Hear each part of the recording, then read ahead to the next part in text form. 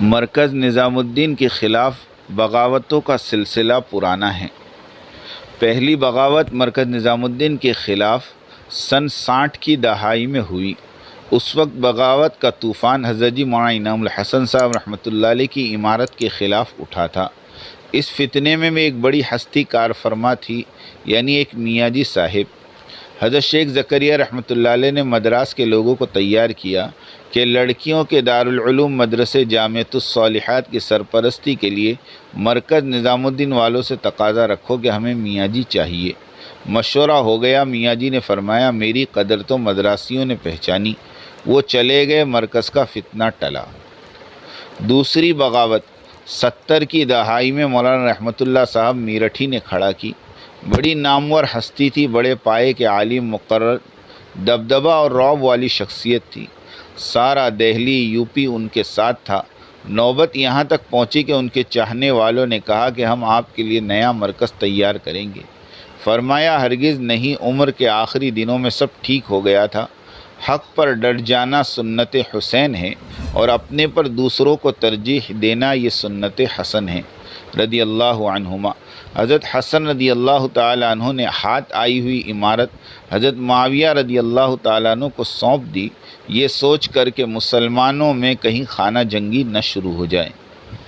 تیسری بغاوت سن 70 کی دہائی میں زامبیا اور دیگر افریقی ممالک میں بھی بغاوت چل پڑی۔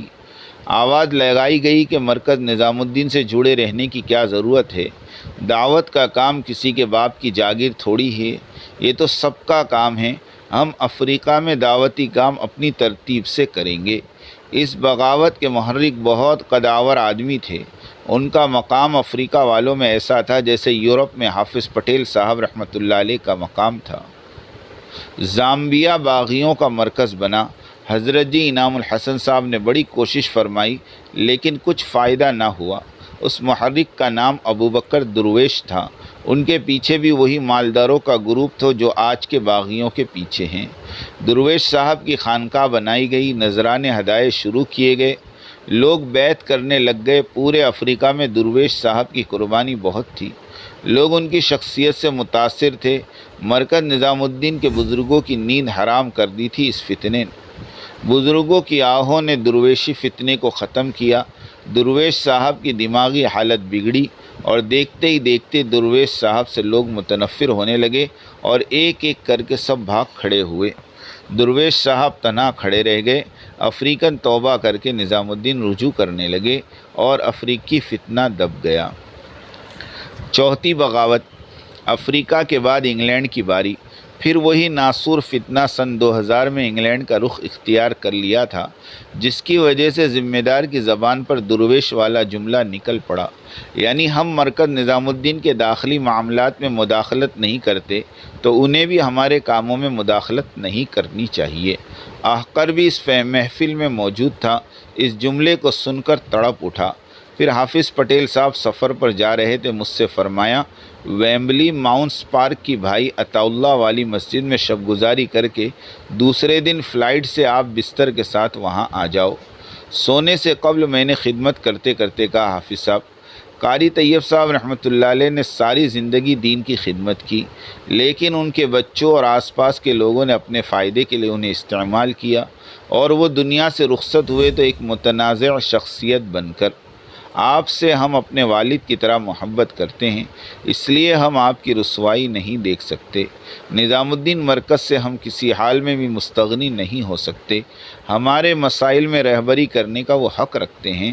اس طرح کی سوچ کہ مرکز نظام الدین والوں کو ہمارے معاملات میں دخل اندازی نہیں کرنی چاہیے، اس طرح کی سوچ سے آپ کا انجام بھی قاری طیب صاحب والا نہ ہو جائے۔ تہجد کے وقت بھائی جلال چودھری صاحب نے پوچھا حافظ صاحب نیند برابر آئی؟ تو حافظ صاحب نے فرمایا مولوی محبوب کے جملے رات بھر مجھے سونے نہیں دیے۔ بعد میں فرمایا مولوی محبوب نے مجھے ایک بڑے فتنے سے بچا لیا۔ آج سے ہر کام نظام الدین والوں کی نگرانی میں ہی کیا جائے گا۔ اور لندن مرکز کی تعمیر بھی احقر نے اللہ کا شکر ادا کیا کہ تھوڑی سی جرات اور صاف گوئی نے وقت کے عظیم داعی کو پھسلنے سے بچا لیا۔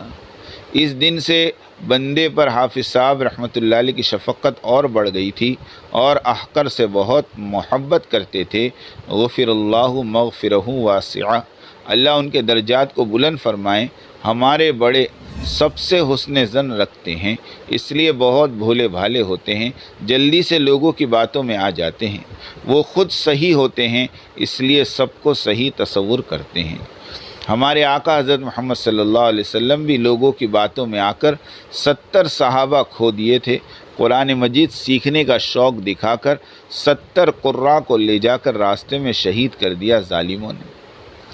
پانچویں بغاوت والا جین انڈیا میں۔ پانچویں بغاوت حیدرآباد میں شروع ہوئی، صوبے کی شورا کے عنوان پر۔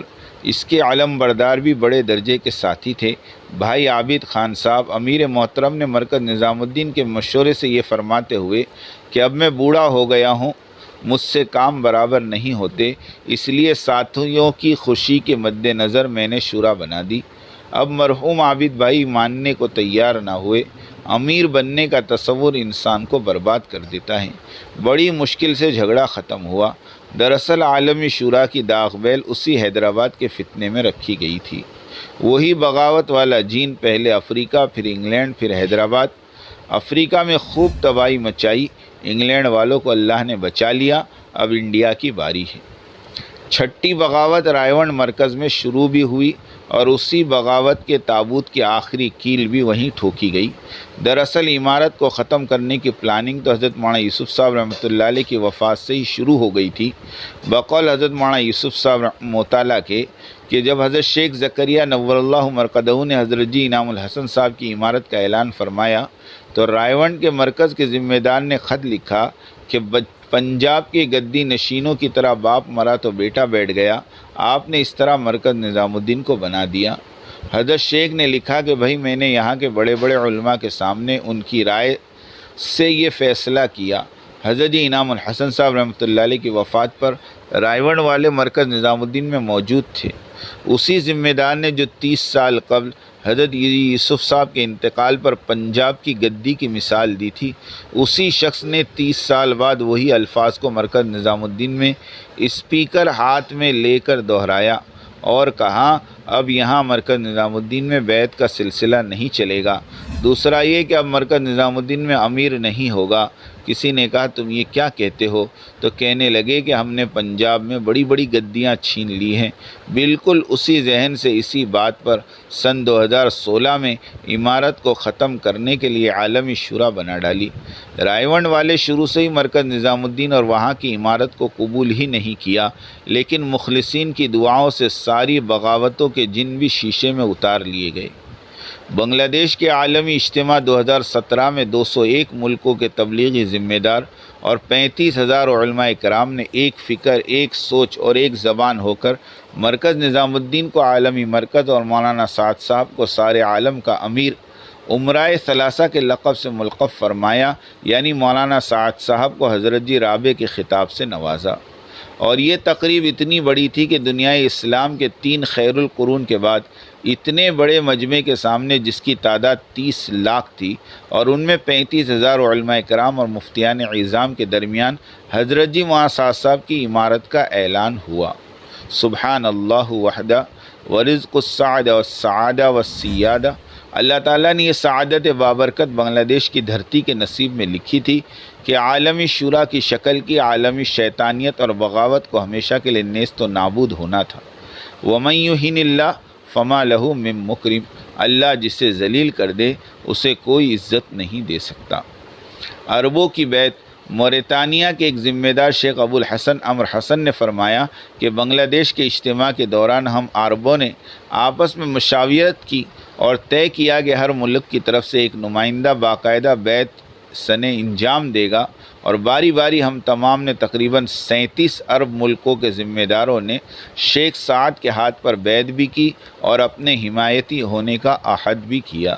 یعنی ہند اور پاک، بنگلہ دیش اور عرب اور سری لنکا، انڈونیشیا، ملیشیا، یعنی گنجان آبادی والے ممالک نے عہد وفا کی بیعت کی۔ اب ہر ملک میں درجن 2 درجن مخالفین تو ہوتے ہی ہیں، ان کا کیا شمار۔ 7واں فتنہ انگلینڈ میں۔ یہ فتنہ 11 اگست سن 2017 میں دوبارہ اٹھا اور بڑے منصوبے کے ساتھ اٹھا، یہاں تک کہ اعلان کر دیا گیا کہ آج سے برطانیہ کی تبلیغ عالمی شورا کے تابع اور ان کی نہج پر ہوگی۔ مرکز نظام الدین سے تعلق توڑنے کا اعلان ہوا، بنگلور کی مرکزیت کا اعلان ہوا۔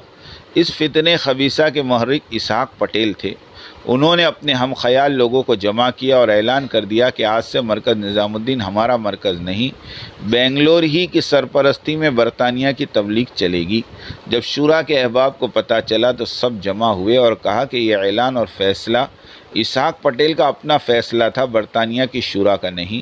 اور شورا کے حضرات نے تیسرے دن جمعہ کو 13 اگست کو ملک کے ساتھیوں کو جمع کیا اور اعلان کیا کہ پچھلے 50 برسوں سے ہم نظام الدین مرکز سے منسلک رہے ہیں اور قیامت تک منسلک رہیں گے، اور ہم سب کے سامنے اسحاق پٹیل کے اعلان کو مسترد کرتے ہیں۔